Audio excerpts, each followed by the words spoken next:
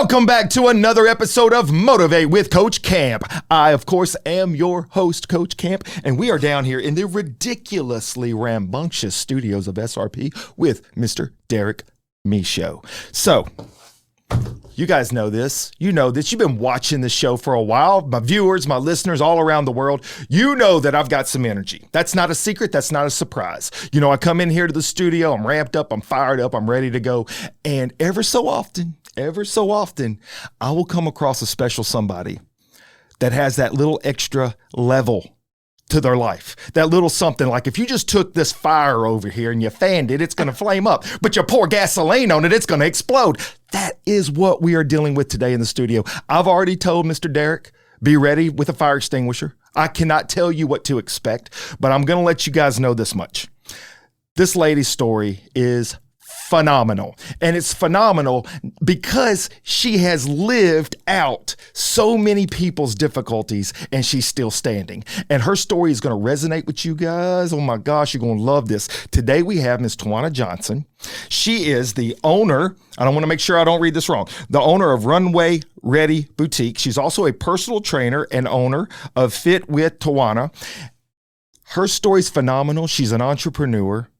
And I've got news for you. If you don't love her like I do, I don't know what's wrong with you. I'm going to tell you to go somewhere, take a nap, get you a drink of coffee. Miss Twana, welcome to the Coach Camp podcast. Welcome, Coach. Thank you for having me. I'm so excited to be here. Let me tell you something. I'm fired up. Whenever you agreed to come on the show, full disclosure, I'm like, okay.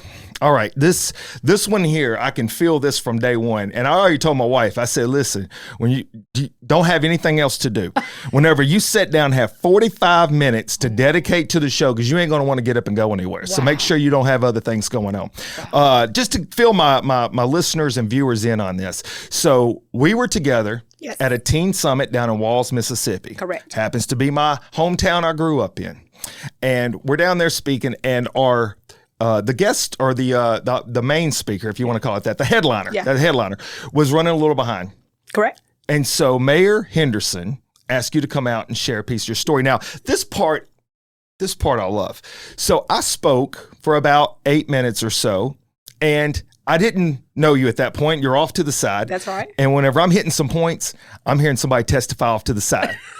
They're like, go ahead. And look, don't encourage me. That's what I'm going to tell you. You get me fired up, I'm just going to keep going up. Right. And I just kept hearing that, and I'm like, oh, somebody is feeling the message, and that's what I love. Then I get fired up. So then I sit down, and we have a little bit of a break because the headliner was running a little behind, traffic and stuff. He's like, hey, would you come out and share part of your story? And Miss Johnson, you came out, and I didn't know how to react for a minute. Wow. Because I hear your story going on behind me, but then I feel it. I feel you. And I'm like, am I going to get in trouble if I stand up and start? And then you're like, well, that's what I was doing over there. I'm like, I wish I'd have known. I wish I would have known. Yes. So let's start out by giving just a little bit of background. So share with my listeners where you're from, where you grew up, just a little bit of your early days of Miss Johnson. Yeah, so I'm originally from Mississippi as well, from Leland down in the Delta. Okay. The youngest of 5 children. So I have 2 sisters and 2 brothers, and I'm the youngest, of course. And so my mother has a high school education, and my father has a 7th grade education. And so I'm the first one to graduate college and go on to not only just graduate college, but go on and receive my master's degree. And what about your brothers and sisters? So now both of my sisters have masters. Okay. And so, but of course they were younger now.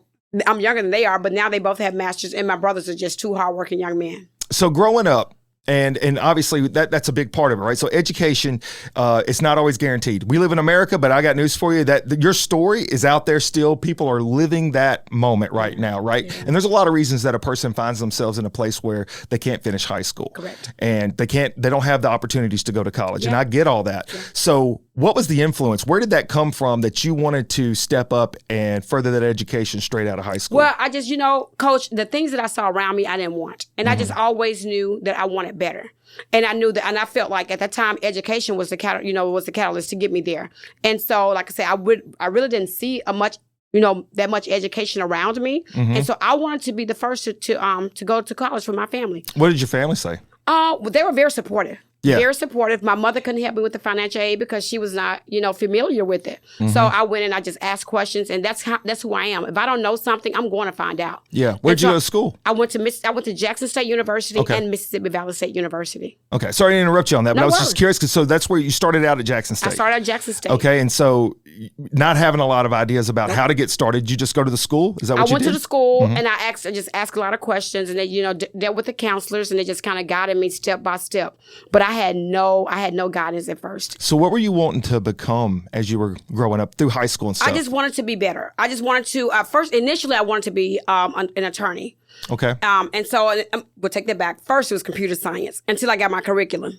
And when I got the curriculum and I saw the formulas and all this chemistry and I was like, no, you know what? I feel you on Let that. me switch that over, right? And so then I went on and I wanted to get into criminal justice. And so I was like, I can become an attorney and things like that. So that was my passion. Would you believe I have an associate's degree in criminal justice? Wow.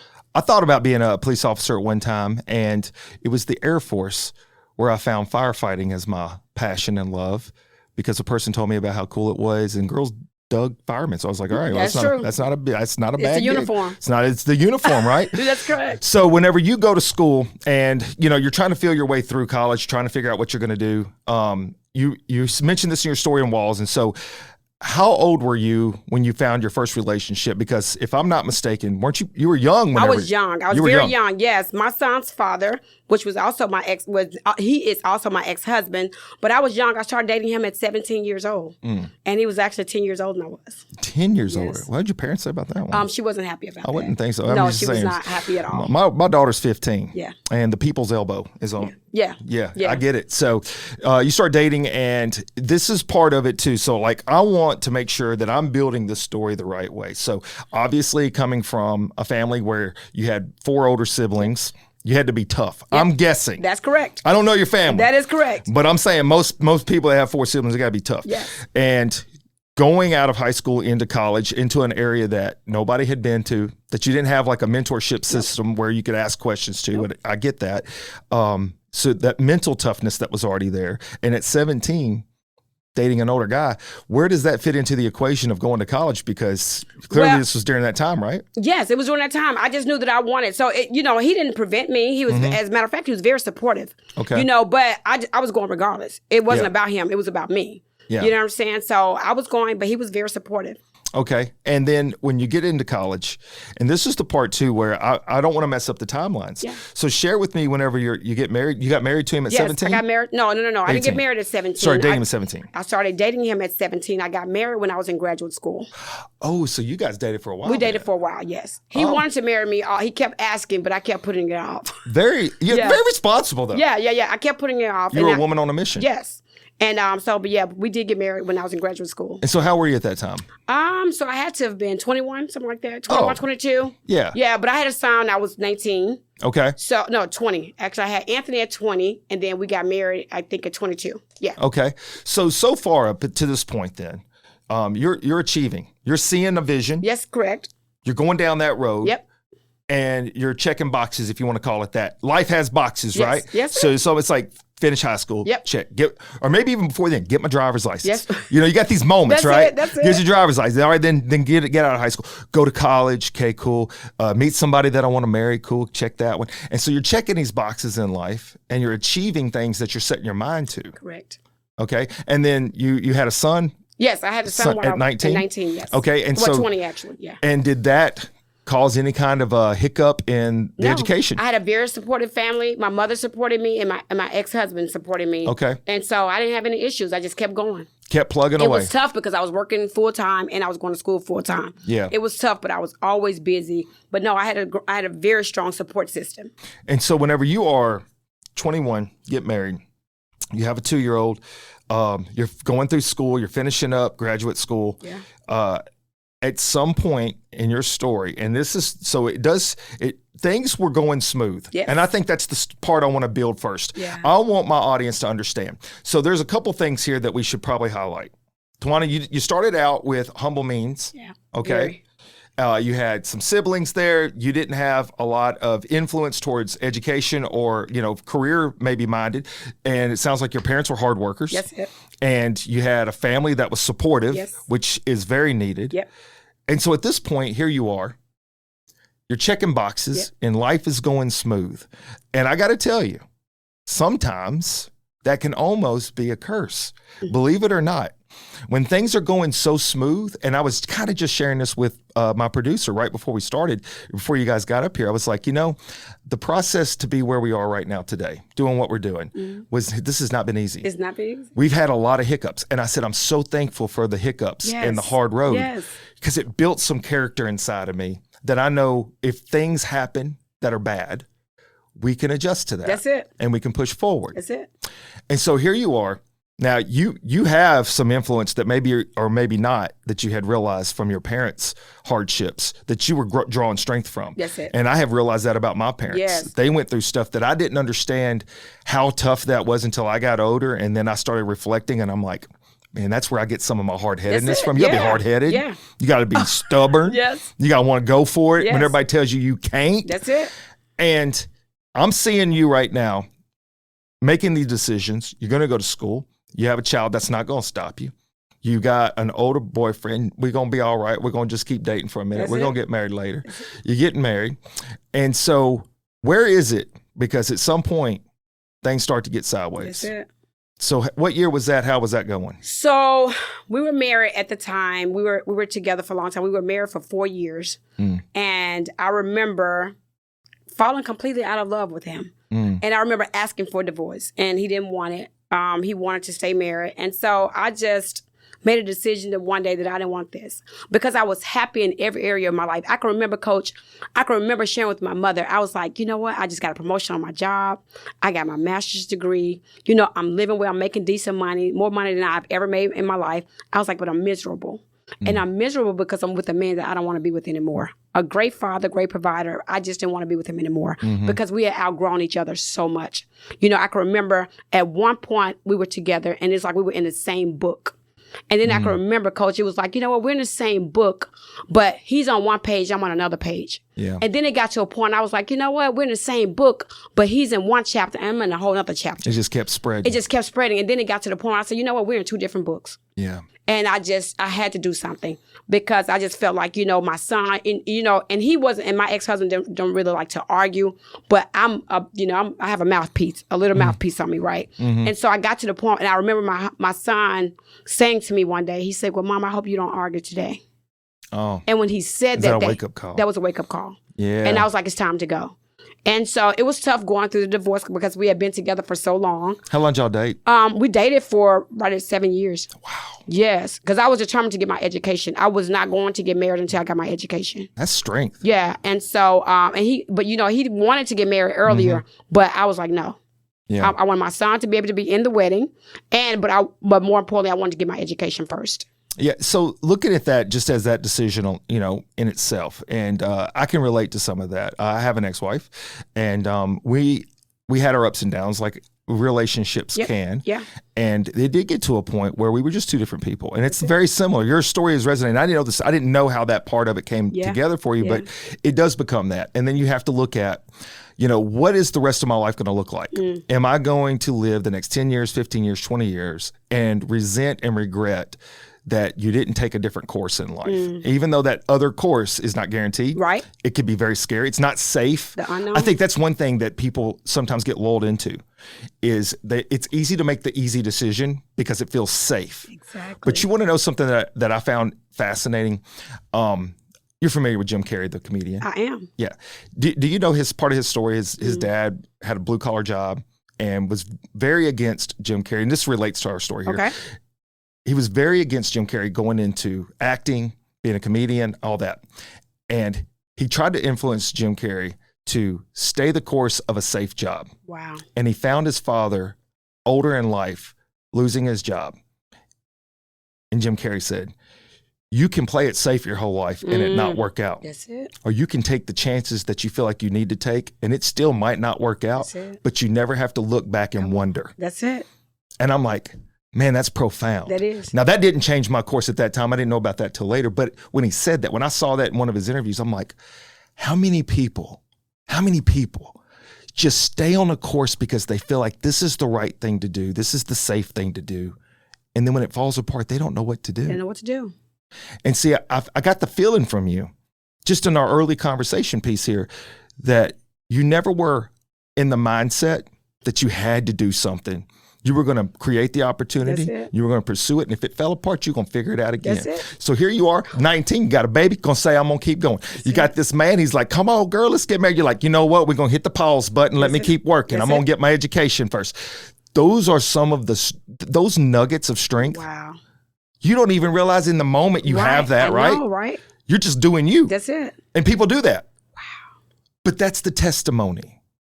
That's why when you agreed to come on the show, I'm like, oh my goodness. And I don't know all your story yet, but we're going to get there. But I could just tell when you were talking, I'm like, this woman has conviction. Wow. Am I wrong? No, you're right. You're right.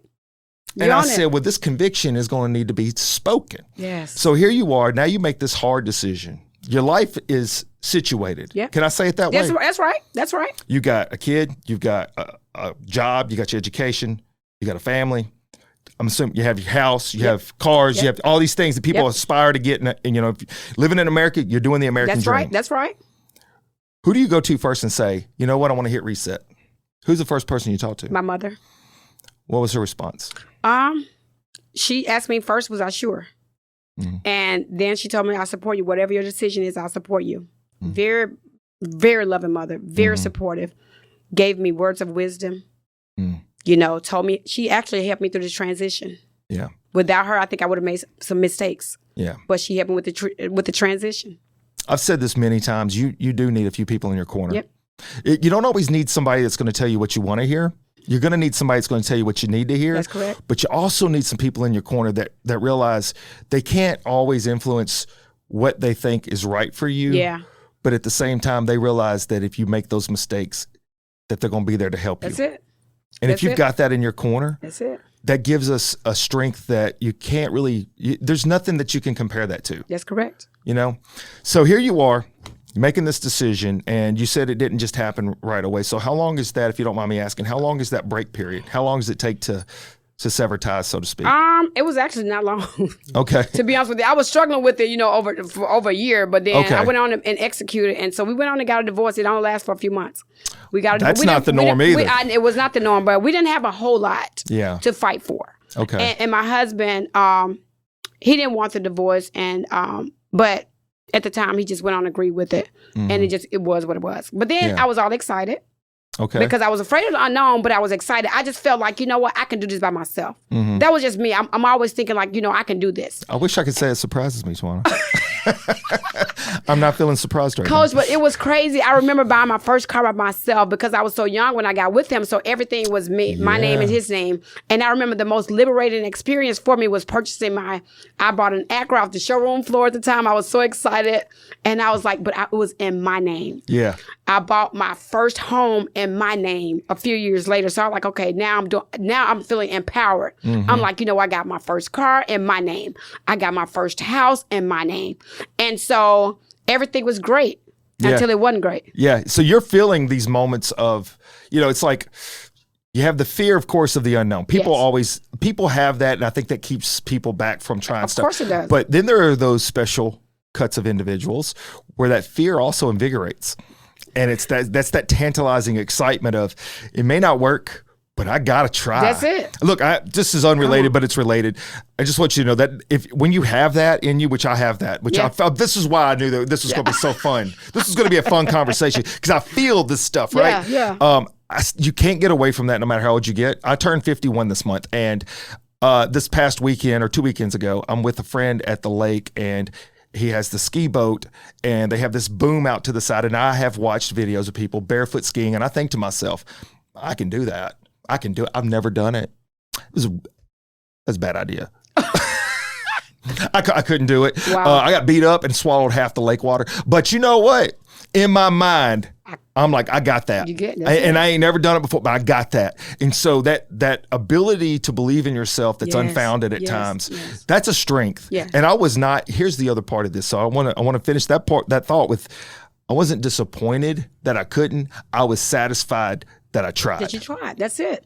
I didn't want to leave that lake that day and think, I should have tried to do the barefoot ski thing. Yeah. I know that that's a very far stretch from what we're talking about with your life, but it's like that moment is the same. And that's what you have to approach every day with. That's it. Is the idea of something. Yeah. If it excites you, maybe try to find a way to it. And if it didn't work out, at least now you know. That's it. Now you know. You don't have to wonder the rest of your life with that. So here's where we are. We're at a great break time. So we're going to take a quick intermission. Okay. When we come back, we're going to get into how all of these years, Twana has been crushing it with the crush bucket. Bam!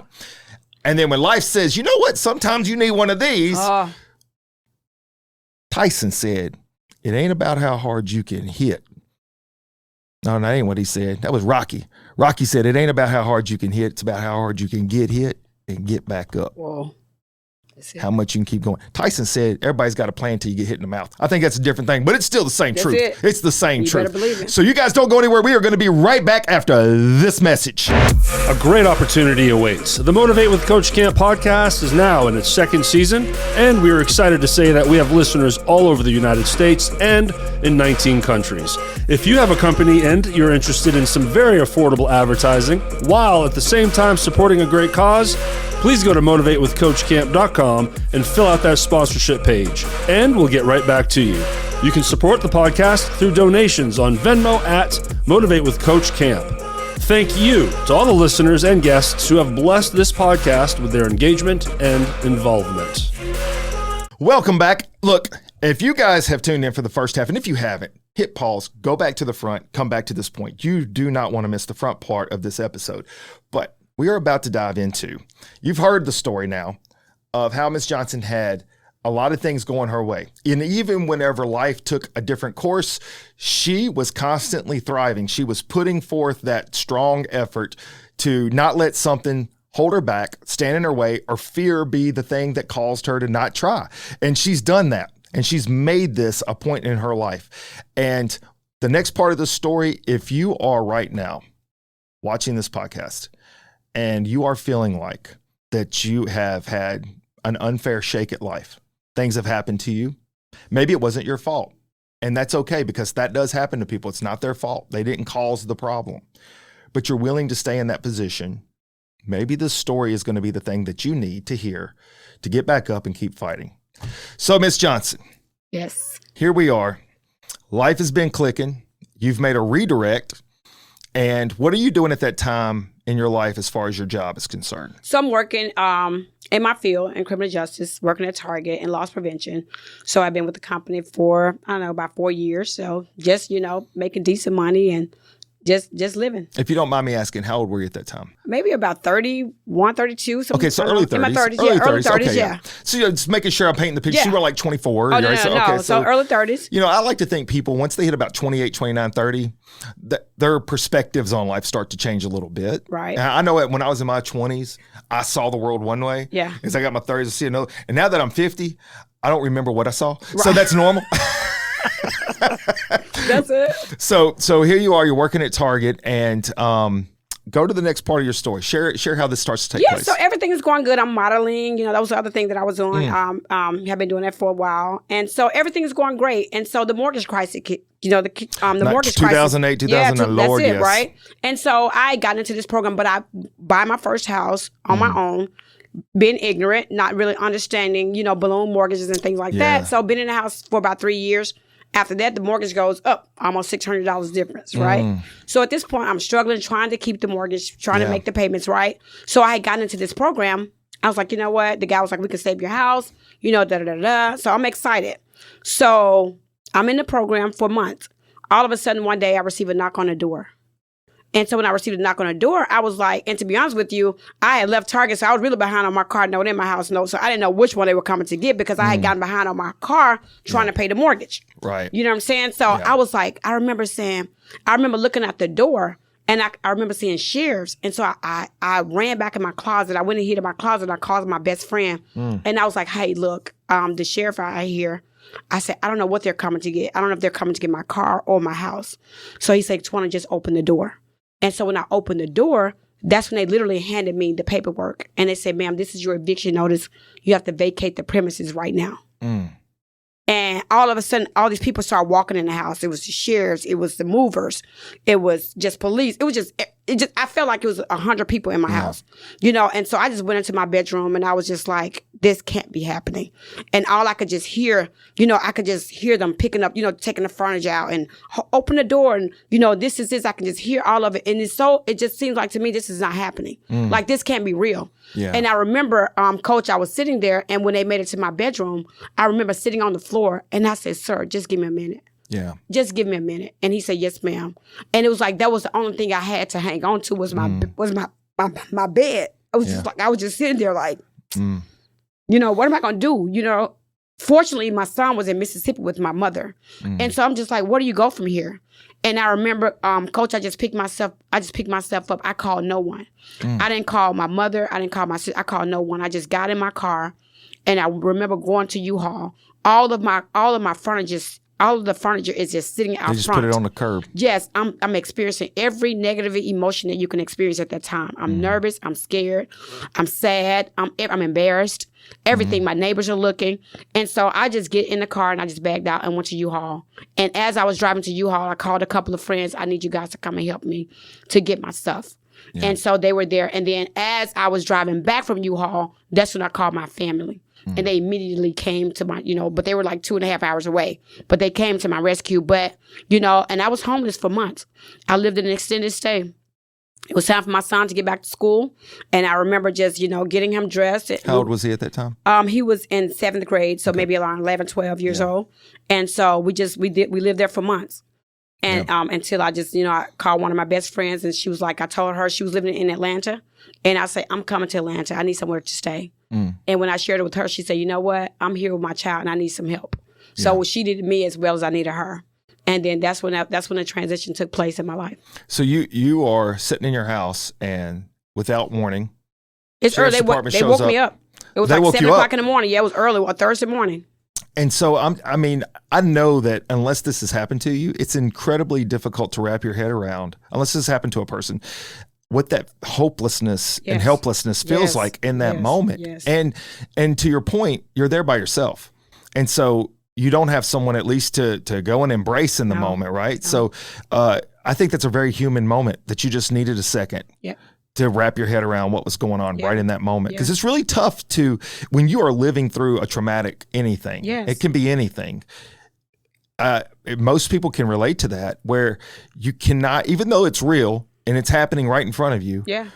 Your brain's not clicking and saying, this is what's taking place right now. And so now you're having to recognize, okay, I no longer have a place to stay. Yeah. And so you had to start figuring out, how am I going to put this piece back together? Because all of this is broken. Yes. And so you get some friends to take your stuff to storage. To storage. And then you go and stay in like an extended stay, like home to home type thing. Yep, week to week. Week to week, yep. And how long are you there before you make the contact in Atlanta? I was there for maybe about 3 or 4 months. Okay. And then I went to live with like my godmother for about, I don't know, maybe a month or so. And I just made the phone call. So about 4 or 5 months total. And this was all in Memphis? All in Memphis. And so what made you call your friend in Atlanta? I was driving one day. And I was just like, and she hit my mind. I don't know what. And I was like, let me call her. Do you believe in divine intervention? I do believe in divine intervention. You think maybe there was something at play? Yes. There was something going to happen right there? I don't know the rest of your story, but I just feel it. Right now, I feel that story coming through. And I don't know where we're going when we get to Atlanta. Yeah. I ain't been on this part of the trip with you. But I feel like there's something about to take place here. Yeah. So this girlfriend of yours, you call up and you're like, hey, this is what's going on. I need some help. And how did you know her? Oh, we worked together. She was one of my close friends. We worked together, and she was my sorority sister. Okay, so you went to college together. So okay, I knew her maybe about 5 years prior to this happening. Yeah. So she says, "Hey, look, it's a great thing you're calling me. I'm going through some stuff too. Yes, we can help each other right now." So you get down to Atlanta. Your son, what's he think about this? Oh, so he's a kid, so he's excited about something new, right? Something new, right? So all he knows that we have somewhere to stay. We're not living in extended stay anymore, And so she had a son, so he's the only child. Her son is the only child. So now it's like we now have a little brother. Yeah. So so he's all excited about the transition. Sure. Yeah. That's always the thing, right? So if the kid's happy, that makes it easier for the parent. Yes. To focus on some other stuff. Because if you're having because that's why I'm asking, is if he was having a tough time with this, that's another layer. That's it. So thankfully, Thankfully, he's embracing that opportunity. Yep. So you get down to Atlanta. What do you do? So I'm like, okay, I need to find work. Yeah. I need to find work. And so it took me a few months to find something because I was used to certain level of pay. And so, I eventually found work. And so, Coach, let me tell you, I've always been very responsible financially, being very responsible with my money. Mm-hmm. I got that job and I was saving everything. We were sharing bills. And I was just saving my money. I was just stacking it because all I knew is that I didn't want to experience what I felt before. Yeah. All I knew is that I didn't want to be broke again. Mm-hmm. All I knew is that I didn't want to be homeless again. So at that point, I'm saving everything I get. I'm paying my bills. I don't care about shopping. As long as my son had something to eat and he had clothes on his back, and I had plenty of clothing. So I didn't need any clothing, right? Mm-hmm. And so, but other than that, we did a little entertainment for him. But for me, it was just grind. It was go time. Go time. That's it. You had taken it down to the bottom level. Yes. And now look, here's the thing that I think is it's always interesting to tie this back. And I don't know that you've done this, but I'm sure that at some point you hit the pause button in your life. You look back from where you come from to where you are, and you recognize that those tools were put in place a long time ago. You'd seen that through your family and the ability to do this. Yeah. And, I think that that's something else that I hope my listeners take from this conversation is you can find yourself in a rough spot. And in that moment, it's real tough to see a positive outcome. And I get that. I do get that. But what is important is that you don't allow that moment to become the rest of your life. That's it. Don't be defined by what happens to you. Be defined by what you do next with what happens to you. Yes. And clearly you would have not signed up for, hey, look, let me lose all my stuff and then have to move to Atlanta with a friend. Right. That's not what anybody goes and signs a contract for. Right. But when it takes place, you recognize the significance of the moment. That's it. And you're like, you know what we're about to do? We're going to do some things different. I'm saving every penny. I'm putting myself in a strong position because now I have an opportunity. And you were taking advantage of that opportunity because you and your friend were able to share the bills. Mm-hmm. Y'all were able to use that moment to get ahead. Do you know so many folks that I've spoken to over the years, and this is not a bash on anybody, but it's like I hear where they are in their life. And I start walking it back for them because I do a lot of counseling, a lot of mentoring, a lot of positive speaking because I want people to be empowered. I want them to see me as an example and then them think if he can do it, I can do it because the truth is yes, you can. Let me help you if I can. Mm-hmm. And what I will hear a person end up saying is how when they got to that spot, they didn't do a course correction. They kept making bad choices. And actually what happens sometimes, not all the time, sometimes, they'll let that bad thing that happened to them be the excuse while they continue to make bad choices. Correct. And I'm like, you're not even seeing where the problem lies now. The problem is not that thing happened to you, which was not fair and not your fault. The thing is, you've never corrected off of that. That's it. You've let that be your excuse and your crutch to continue to the downward trend. Mm-hmm. You could have easily done that. Yep, I could have. And no, who would have listened to your story and said, she just doesn't care, she's not trying. Nobody's going to say that to you. Right. They're going to be like, this isn't fair for that lady. But that's not what you did. Mm. How do you become an inspiration? Can you tell me? I live my life. I'm very transparent. I'm very transparent like I was when I spoke. Mm-hmm. And I'm not afraid. I'm not embarrassed. I'm not ashamed of anything that I've ever gone through. I know that it was all strategic. It was all, God said, I knew you before I even formed you. Like God knows everything. And I needed to go through that, Coach. Like, did it feel good in that moment? No. But as I look back on my life now, I needed to go through that. My friend would tell you, I get a kick off of adversity. Like, I tell her sometimes, like, she knows some things that I deal with business, in my business. And I come in one day, I'm like, you know what? This is tough, but you know what? But I'm built for this. Like, I'm like, you know what? I got to go through it because I know what it's going to be on the other side because God said no matter what you go through, there's always a way of escape. It's always a way of escape. So I know that it may be in that moment, you may be going through it, but I promise you, you're going to get to the other side. And that's how I live my life. She can tell you every single day. She knows the things I deal with right now. But guess what? I have so much hope. It's like I get a kick out of it. Mm-hmm. Real talk. Look, right now, whenever I said that to you, I didn't know what your answer was going to be, but you hit spot on. Did you look at my notes? No, I did not. When I ask you, how do you become an inspiration? It's simple. It's simple. Don't look at yourself as a victim. Yeah. When adversity comes, embrace it and find a way. And that's when people are inspired. Yeah. Okay, full disclosure. I am an overweight middle-aged guy that can run marathons. Wow. Now, if I told you I could run a 5K, you might be like, oh, that's good. But who is that really inspiring? Because that's not an adversity. A marathon's kind of hard. Yeah. Okay, for anybody. So I do those kinds of things because I want people to look in the mirror and see the possibilities and not the limitations. Yes. And so often I think people see that reflection and they automatically can think about all the things they can't do. Yep.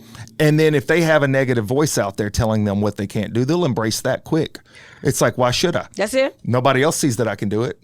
I want people to embrace the idea that when somebody tells you you can't, you might as well just said, here, hold my beer. That's it. Because it's about to happen. That's it. It's about to happen. And that's what you do. And inspiration does come through adversity. But and I also think too, Coach, real talk though, real people heal people. Oh, that's true. You know what I'm saying? Like so you can't true. heal someone if you can't be real with them. People That's are so so ashamed true. to tell their story. What are they gonna think about me? It doesn't matter. You know what I'm saying? It doesn't matter what people think. Like, share your story. Tell people they need to hear that.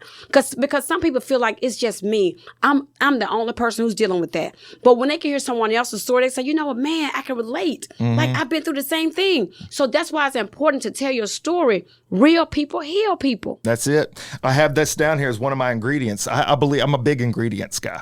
I believe people have to have their life built around ingredients. You know, if you have a grandmother that was an amazing cook and she cooked stuff and she never shared her ingredients with you. When she dies, they die. So you've got to share your ingredients. Yeah. And ingredients are built off of people learning to live their life in a way that is vulnerable. Yes. And that was the word here that I have, is that when we allow ourselves to be vulnerable in a way to inspire others, sure, people are going to say stuff. Yeah. You can't allow that to be the problem. That's it. Let that go. Let that go. That is just empty air. That's it. When you come to me and you've had the same kind of things and you see that I've come through it, you now have some hope. Give you hope. You now Gives have you some hope. Yes. And so this is all falling in line. And I say this all the time, and my viewers probably think he's lying. They all look at his stuff, but y'all don't look at my notes.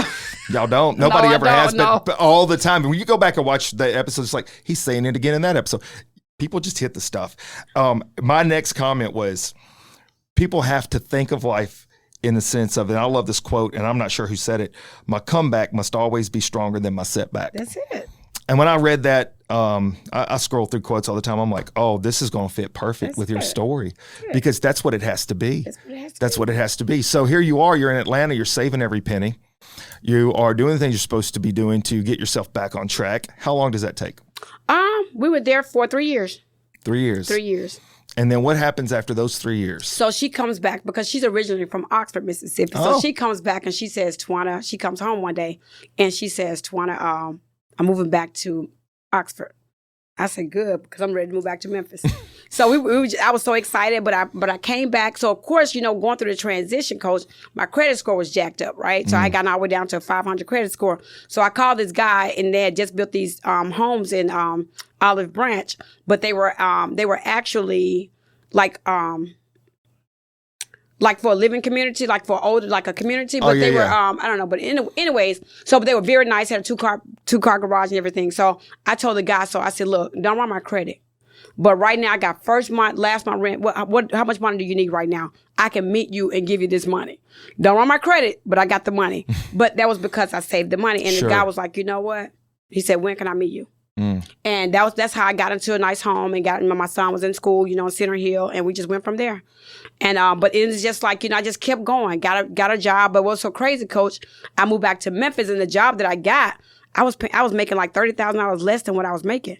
Down in and I'm Atlanta? like, no, here. Oh, from here. From Atlanta when I moved back. I got you. And I was like, whoa. I was like, here I am with a master's degree making this kind of money. I was like, whoa, but I took it. Because God said, if you faithful over the least, I'll make you rule over much. So I'll say, you know what, Twana, be faithful over this job. You're making a little bit of money. As long as you have enough money to pay your bills, be faithful. And then that's when I got a better job and things like that. I was there for about 2 years, and then I got another job, and then I stayed with that company for 12 years before I left corporate America. What job was that? I was with Kroger at the corporate office. At the corporate office, Kroger. And you know, you just touched on something too, which is something I always like to bring into the conversation, especially whenever it's dealing with stories like this. From an early age all the way to where you are now, you obviously had seen the ups and downs of life. Yes. How important is it for you to have your faith a part of your journey? I couldn't make it without it. Yeah. I'm honestly, I cannot make it without it. Yeah. I listen to something every single day, and I've been doing it for years, at least 15 to 20 years, at least. I listen to something inspirational, motivational every single day of my life. Every single day. Not 5 out of 7, 7 out of 7. Yeah. Any of it motivate with Coach Camp? I'm just kidding. Just throw that in there.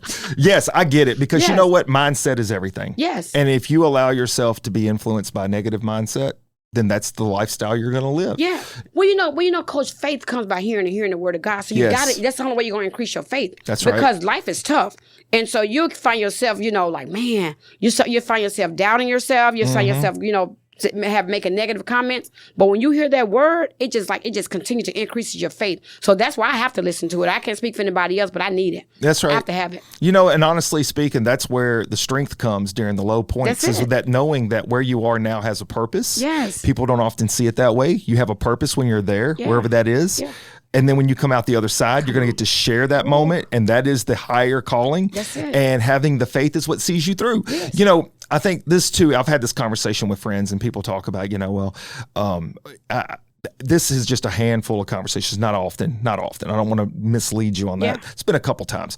People want to have the doubts of God or faith because bad things have happened to good people. Yeah. And I'll remind them, if you look through the Bible, there's tons of good people Yeah. that had horrible things happen to them. Yeah, actually. Those were the moments that he was able to use their story to get someone else to pay attention That's and to right. recognize That's right. there is a higher calling. That's it. And if you have this faith, it can be yours too. That's it. It's not like you and I are different. Right. We're the same. We're absolutely the same. Absolutely. It just comes down to the mindset and the belief. That's and it. whenever you have that, anything can absolutely be possible. That's it. So you're there 12 years with the Kroger Mm-hmm. corporate office. And what is that moment like when it's like a light bulb goes on and you're like, you know what? I think it's time for Miss Johnson to do something different. Yeah. So, Coach, I had my gym. So I was with Kroger and I started my gym first because I was with my ex. And so I was working out with him. And then, of course, I started my own gym in 16. But I was still working in corporate America. So I had the flexibility to work my job and work because I really didn't have a schedule. I was responsible for 16 stores. So I moved around all the time. So I can go train my clients, go check on the store, go whatever. Right. And so I had that freedom. But I remember one day, I would never forget, Coach. It was a Monday. I'm feeling good. I'm listening to my word, like just a normal day. Mm-hmm. I remember pulling up in my parking spot, kind of like where I always park. And I remember literally saying, this for the birds. I said, this for the birds. Just right like here. the light bulb It's came like on a there. light It's like, bulb. And I that's was like, it. I said, I know God has more than this. Yeah. And I had already started the online boutique too while I was working at Kroger. It was online. But I was like, you know what? This is my last year. It was in February. I'll never forget. I said, God, this is my last year. I don't know what month.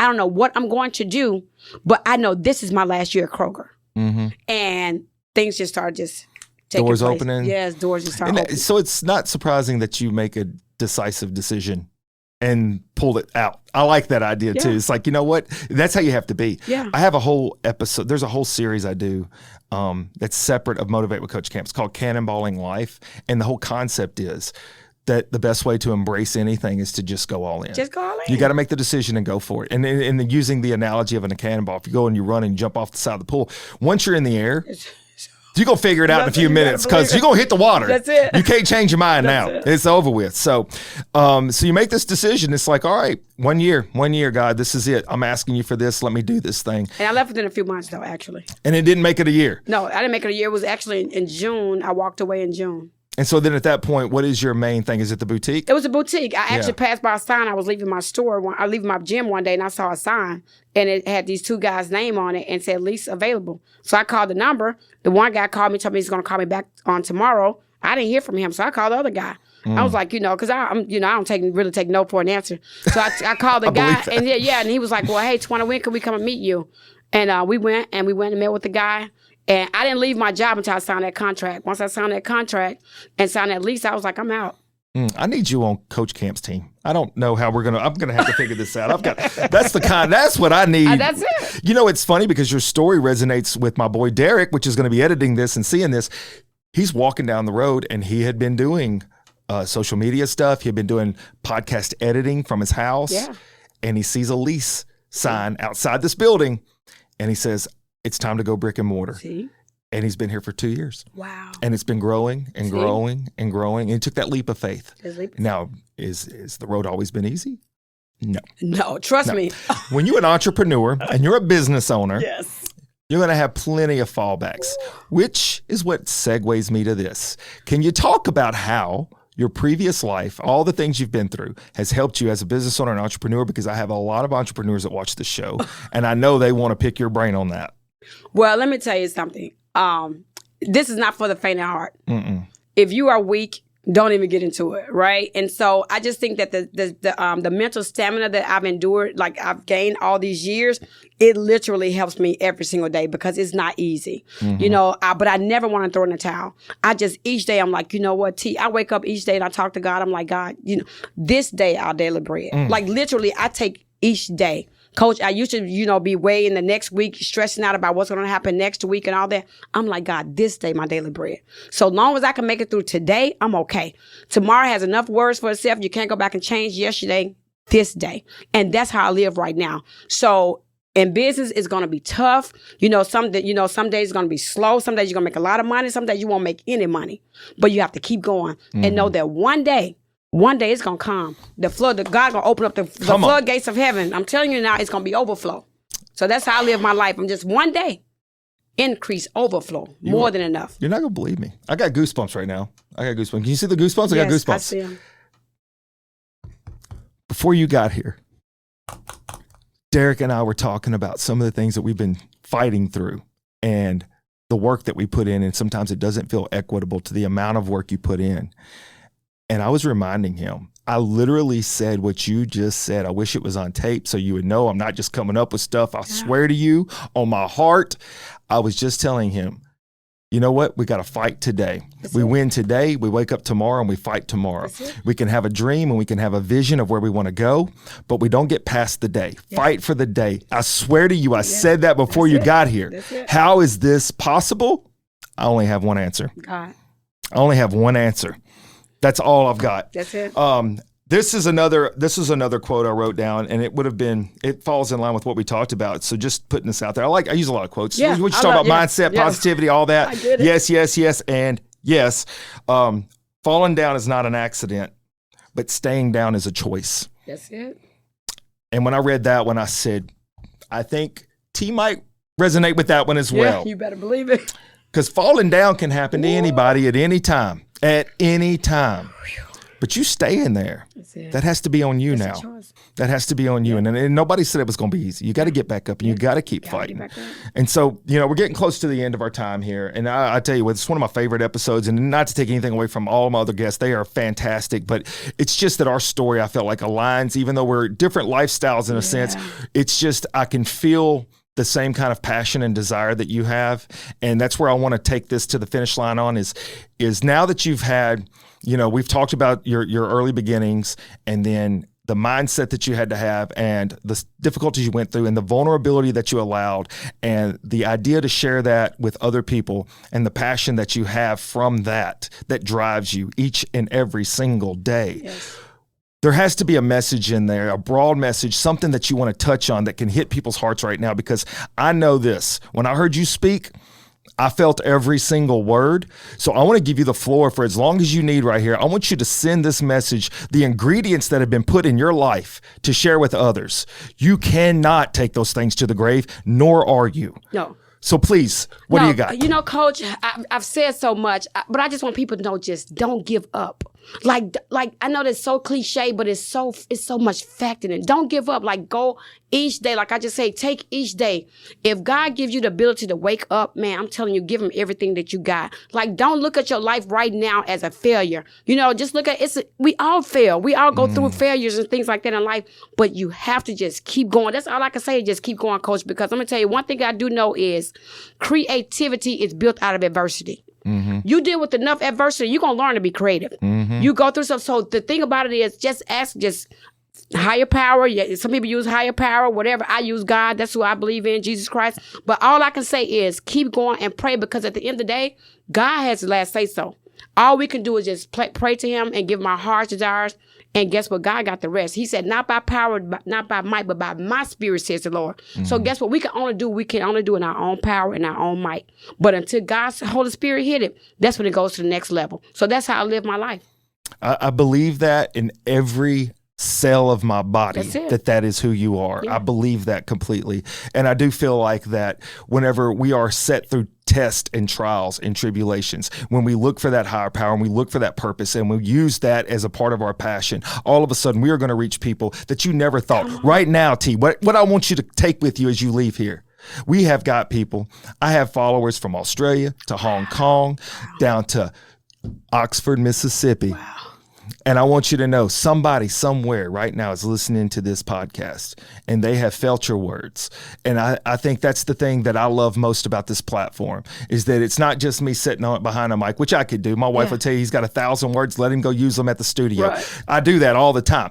But it's not about me. It's always about we. And whenever we come together as a family and we share our experiences, I could have something that's happened to me that might resonate with one person, but I didn't have your experiences. Right. And I needed your story. Yes. To hit with somebody out there right now that's going through these tough times. Yes. And it's going to give them strength. It's going to give them hope. Yes. And then they are going to hopefully be in your position doing what you're doing for that next generation. That's it.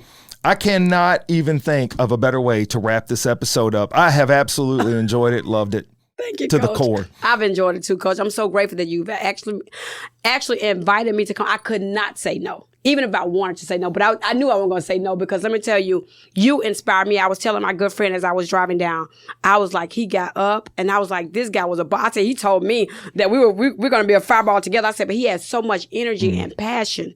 And I heard it in your voice, Coach, and so when you came to me and you said that to me, I was like, oh my gosh, like he saw this in me, but I saw it in you. Your passion, your drive, keep going. You know what they say? Keep going. Iron sharpens iron. That's it. Metal sharpens metal. I need you as much as you're saying you need me, and we need us. Well, that's and right. when we come together, that's it. The possibilities are absolutely endless. That's it. Thank you so much for Thanks, coming Coach. out. And I want to send a shout out to your friend Nicole. That's not off camera, but she's come in as support, so she's in the studio. So thank you for bringing Miss Twana down here. I want to say thank you to my audience, my viewers, my listeners. Each and every week, you guys send in great stories. You send in, just comments about the show itself it's heartwarming, it's humbling, and I cannot thank you enough. I'm going to ask you, please continue to tune in. Go to my website, motivatewithcoachcamp.com.